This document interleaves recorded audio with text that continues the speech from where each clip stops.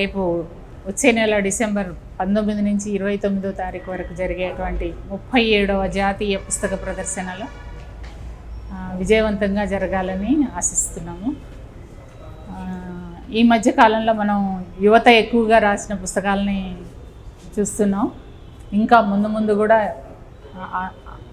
యువకులు ఈ పుస్తకాల రచనలో కానీ ముద్రణలో కానీ భాగస్వామ్యం ఉండాలని, ముఖ్యంగా మహిళలకు ప్రత్యేకంగా షాపులు స్టాళ్ళు అలాట్ చేయాలని, ఉన్నటువంటి 10 రోజుల్లో కనీసం ఒకరోజు మొత్తం మహిళల కోసమే, మహిళల పుస్తకాల పరిచయం, మహిళల పుస్తకాల కవయిత్రుల రచయిత్రుల యొక్క పుస్తకాల ఆవిష్కరణ ప్రత్యేకంగా ఇంతకుముందు ఎప్పుడు జరగలేదు.